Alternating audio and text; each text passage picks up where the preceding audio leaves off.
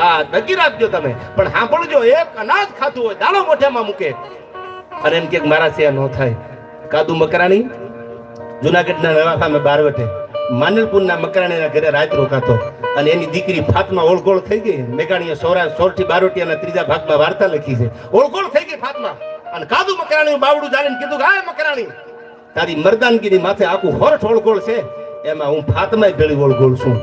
અને તેથી ગોપાલભાઈ મેઘાણીએ લખે છે આ વાર્તા લખતા લખતા સુવર્ણ અક્ષરે મકરાણી એટલું થર થર થર હાથ મુજો ધ્રુજવા કે હા ફાતમા, તું ઓળગોળ એસી વાત સાચી છે તારી, પણ તારા બાપનું મેં અનાજ ખાધું છે.